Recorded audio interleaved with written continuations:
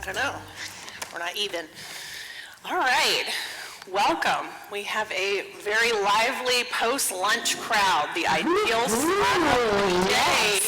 Yeah.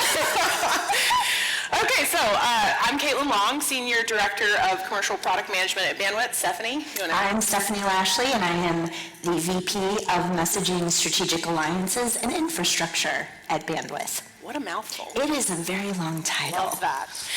So we're here to talk to you a little bit about conversational commerce. So going to make some allusions back to some of the points we heard earlier, but realistically, we want to do a little bit of context setting in the beginning. But before we jump into that, just quickly, if you don't know who Bandwidth is, right, we are a global communications platform. We actually offer, in addition to our messaging services, our emergency services, voice services, both SIP and API based, as well as sort of our full messaging portfolio. In addition to being a communications platform, we also are a directly connected aggregator.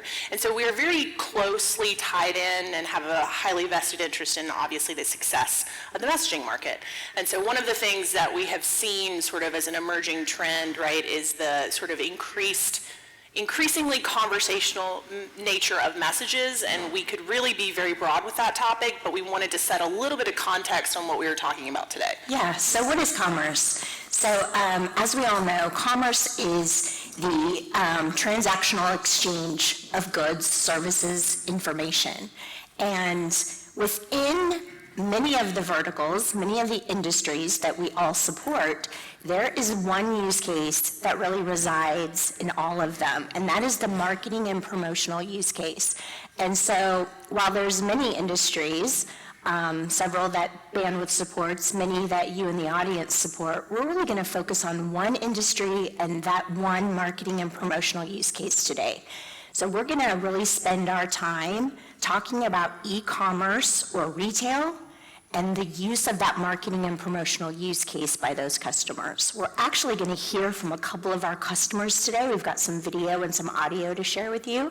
So, yeah. Yeah, noteworthy also, right, this is an increasingly utilized use case. So when we're, maybe to flip back for just a moment, is across all of these industries, right, I think you actually reached out to Campaign Registry to get a little bit of data. I did. And I think we saw, I don't want to misquote it, check me if I'm wrong, but it was, I think, within the last, what, three years? It's the campaign registrations within really sort of the industry has escalated from, I think it was 8,000 to 80,000 registered campaigns across the marketing and promotional, sort of that commercial use case. Yeah, it's grown exponentially in 3 years. Yeah. So, and that stat came from Stefan Heller at the Campaign Registry.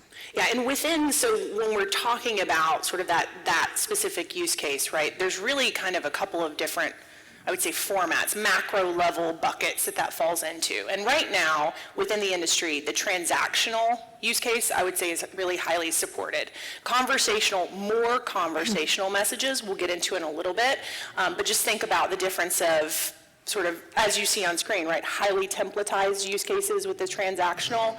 They're very templatized, they're finite amount of responses, there's not a lot of room for sort of creativity necessarily, less room for creativity, I would say, in the responses. And today we do this really well. The industry in general has really rallied around this as far as best practices go, and it is really supported throughout both spam filters, carrier filters, individual communication platform filters. It's a known sort of way that brands are communicating with their customers, and we do have a good customer example to talk to you about. Yes. So our very first customer example is from a company called Yotpo. And Yotpo has created a platform for merchandisers to transact or reach their subscribers. So one of their retailers is called Princess Polly. And yeah, they're based out of Australia. They are a fashion and accessories retailer. So it's kind of fun name. Gabe Goldstein is the key accounts director at Yotpo, and he's going to talk to us about how they use messaging in a very templated transactional way to reach their customers. Let's hear Give it a listen. We talk about Princess Polly because I think they're kind of the model for what we're trying to do here. Turn a customer who starts with one Yapo product into a full platform customer. They're based out of Australia. I think they're on the Gold Coast, but they have a very big presence in the US. It's a fashion and accessories brand. Demographic is typically between, I would say, probably 15 and 30. So a younger demo who prefers their marketing content come via text. The reason why we focus on them is because they do a great job of connecting all of their key channels to their engagement strategy. So they don't just text you as if you're a phone number on a list. They text you as if they actually know you. They reference your status in their loyalty program. They talk about what UGC you've submitted to their brand. So I would say that their strategy is the materialization of what we're trying to build here at Yapo. The way that we've always thought about it is that we're powering these cool experiences, we're powering these cool channels, but with all of the data that you're collecting, how are you putting it into practice in terms of having like a thoughtful and effective engagement strategy? So we see messaging as like the voice of the Yapo body, if you will, right? Like we're collecting all this zero first party data. In the back end, you can automate cool experiences, but without the ability to engage with customers and to communicate those experiences, then you're limited. So really like messaging will be the voice of the company as we continue to expand our product offering and as we continue to expand our footprint in the subscriptions, email reviews, and loyalty ecosystems. Yes, I really love when he said messaging is the voice of the company. Yeah. I love that how they're using messaging to really create a personalized, specific, special engagement with their subscribers. Yeah, what do you think? Yeah, there's actually a reason, right? We had conversational commerce in quotes, bunny ears as I call them, right? Because you can actually have a conversation through a templated way.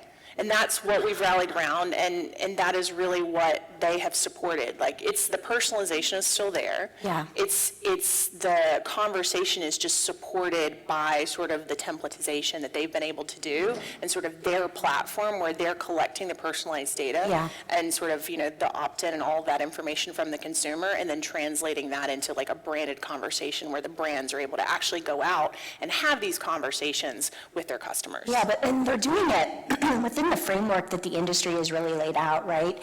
So we have all had to kind of tailor our experience, our customer journey based on, the requirements of the industry. And I think they do a really good job with that. 100%. So moving along, great example, many more examples. That was just one that we wanted to bring forth so that you actually hear, because we don't really have a lot of customers here, so hearing sort of the actual voice of the customers, the closest to those sort of end consumers of our products and services, right? When we're moving into more conversational messages, this is where it starts to get really, really, the opportunity for personalization even increases. Yeah. However, the actual organic nature of the conversation naturally makes it harder to sort of capture in a template and a best practice, right? And so when you're seeing sort of the natural conversational flow, earlier we had the example on screen where it's like, it's pizza shop. It's like, I want to confirm your reservation. Reply why. Why? Here, maybe I want to actually know if their menu supports special dietary restrictions, right? Someone in my party is gluten-free, and I'm saying, actually, yes, I would like to confirm, and I need to know what your menu looks like. Do you have these options available? And so it's the consumer preferences piece. Yeah. It's like pushing sort of the brand to be more conversational with the customer. Customer expectations, which naturally kind of driving us into a different reality with messaging. Yeah, which kind of leads us to where we're going with that, right? Right, exactly. The future of messaging, right? What we're all talking about, RCS, AI. So consumers are becoming more savvy, and they're expecting that really personalized engagement. Yeah. And so that's the drive toward the next phase of messaging. Yeah, and I think I actually heard the CEO of Easy Texting earlier, right before the break. I was even thinking, that would have been great had lunch not been right in between, because it would have been a great fast follow.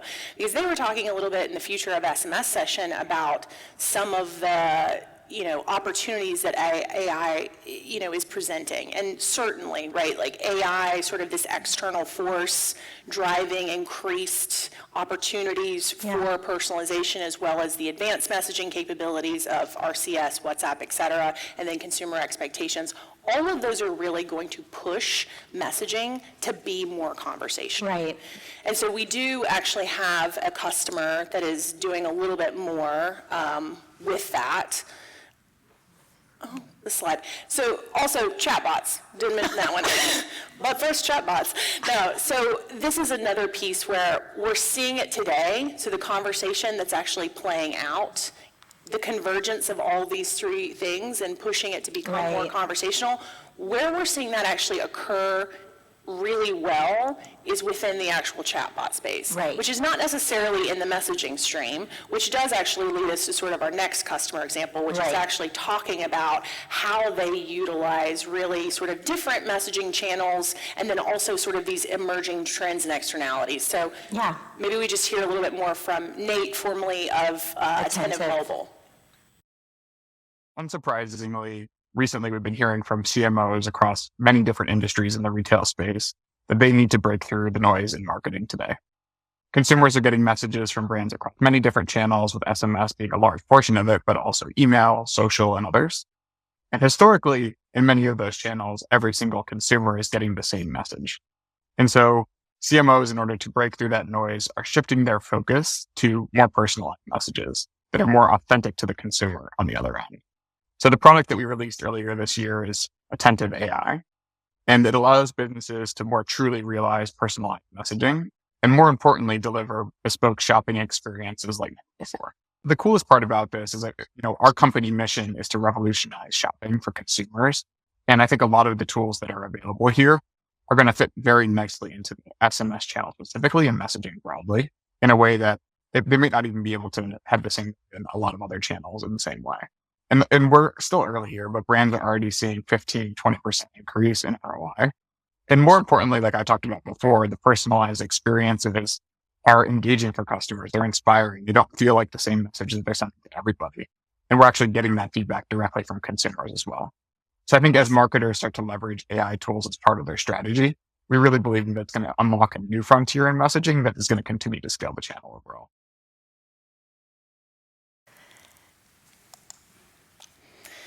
Yeah, so what do you think about that? I think you summarized it really well. I think that, again, hearing him say personalization is really the heart of messaging, but again, still using it in that templated way, very transactional. I do think, he hit the nail on the head when he's talking about that customer push toward engagement, that customer push, and that's why they really created their Attentive AI model. Yeah, and he even mentioned, right, so there are and we have a diverse array of customers that are experimenting with messaging across many different channels. Right. And so as we see these additional forces come into messaging, I think realistically the TLDR is we're going to see the increase of the conversational nature of exchanges. Right. The more personalized, less templatized version of those exchanges. And the real question, I think, for the room is, do you want to seed that traffic to the chatbots? Right? Do you want to seed that traffic to other forms of communication that aren't actually traversing the messaging platforms? But I would go out on a limb and say no one in this room really wants that. My P&L says no. Right. So I think that's the question for the room, realistically, is like, how do we then support the conversational, the more dynamic messaging flow? Because we want to, same shtick as always, right? Keep the trust intact. We want to make sure that the messaging channel is adhering to best practices, but we need to give sort of the guidelines, and we need to create that framework. We don't have one today. So we don't have a great solution, right? But that's sort of the conversation here is, how can we create one? Right.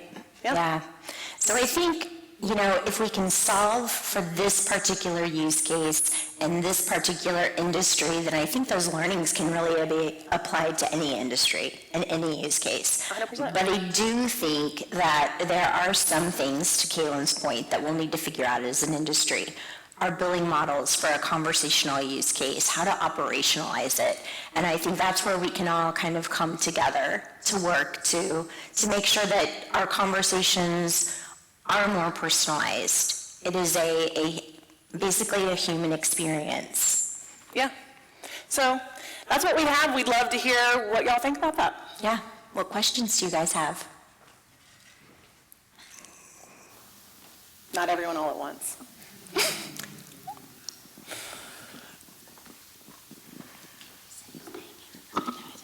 Yeah, so Martin Lean from Volt.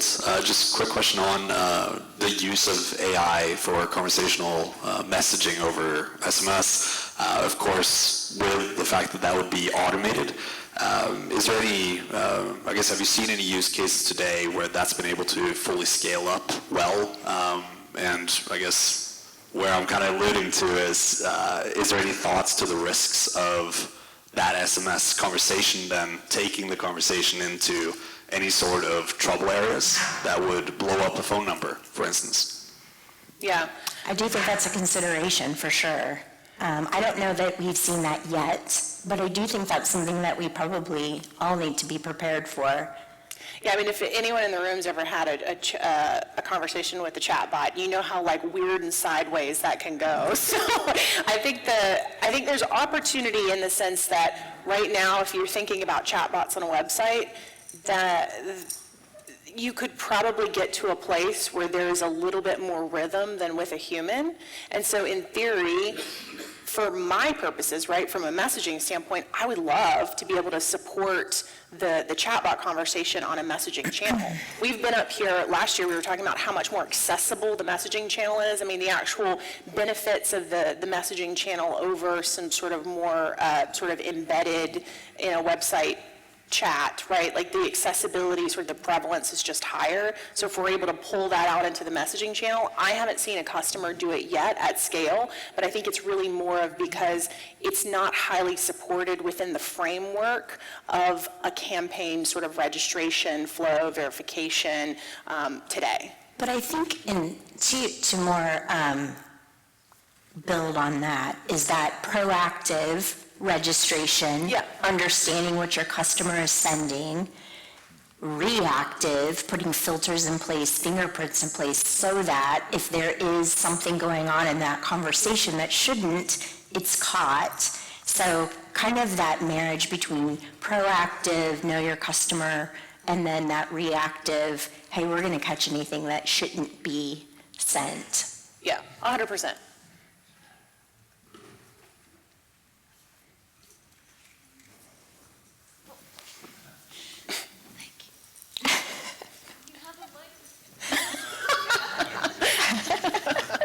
I might go double microphone. You're double How mic'd. exciting is that? Yes, it's Tim from MEF. I wanted to ask about, this is conversational commerce. So what's happening about integrating payments into these chat sessions?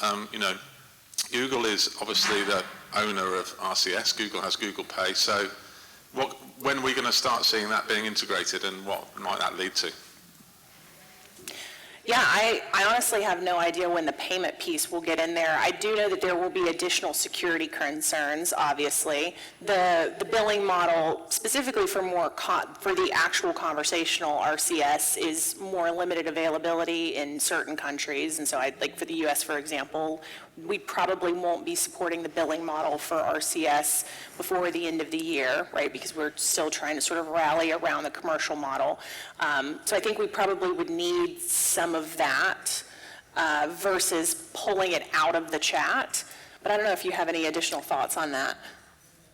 I don't. I think it's, well, maybe I do. I think it's an interesting question for sure. I think that as, some of the AI is rolled out, we'll start to contemplate other uses of the technology. And I do think, we are seeing a lot of 2FA in AI and, in one of our use cases for sure. And so, yeah, there'll probably be a fast follow of people wanting to make payments through the conversation. So maybe that's a topic for next year's presentation. How well we're doing. I Yeah. mean, it's a consideration as we templatize it for sure, because we want to be able to keep and contain that entire Right. conversation transaction, which ends in the actual sale at the very end. So Right. it's a great thought. Lots of questions. Maybe I'm just extending this a bit about the, conversational commerce, conversational messaging, RCS.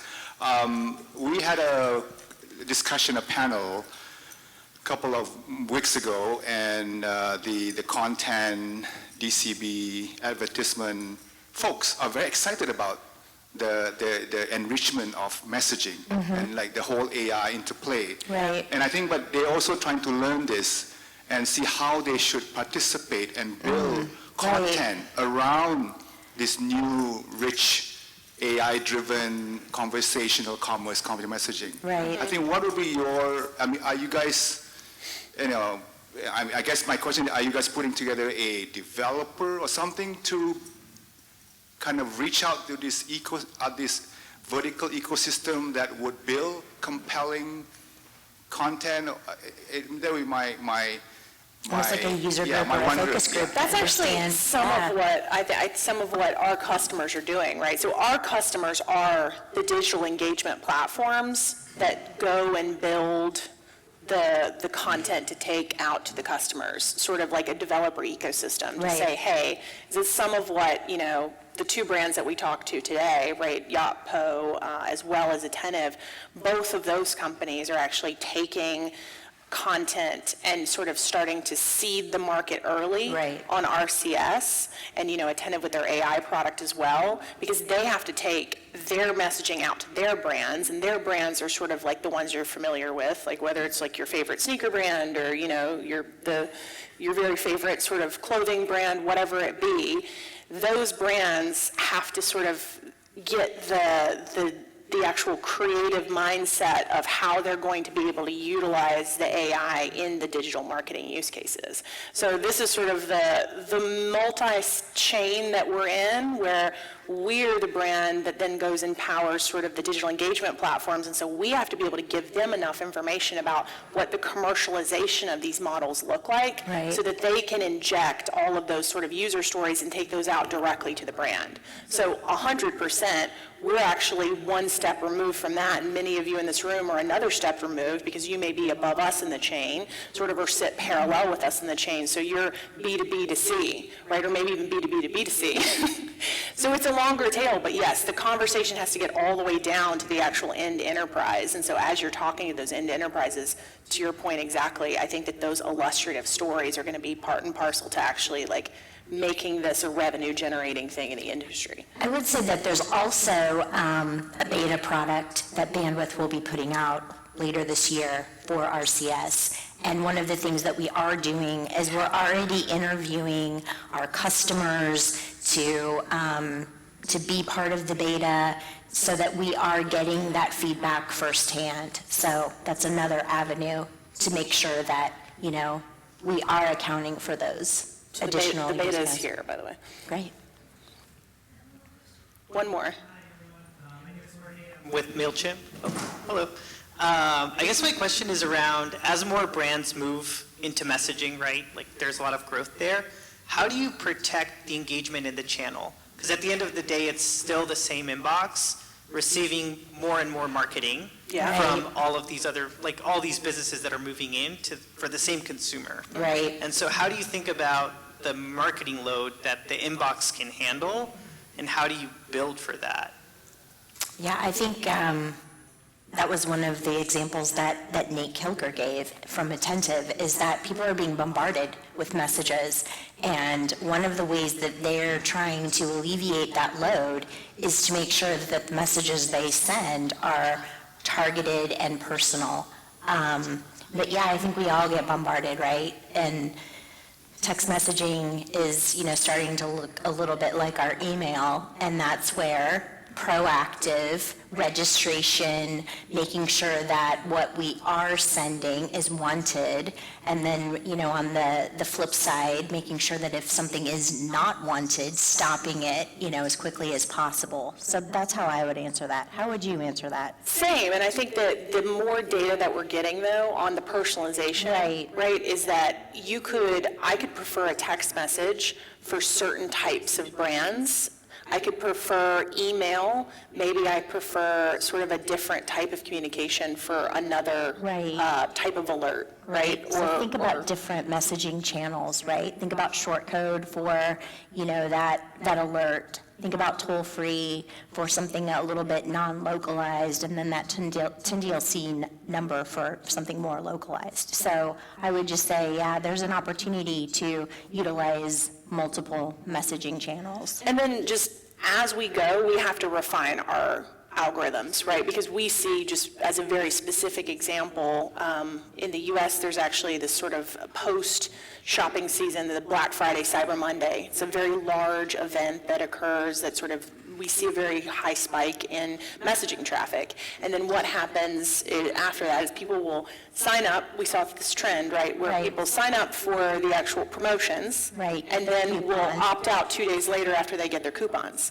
And so we actually have to make sure that little inflections, moments in time like that, we're actually watching our algorithms. Our algorithms cannot be static because we have to account for things like that, because otherwise you're going to sort of over or under penalize certain players simply because of the cyclical nature of an industry. So paying attention to trends.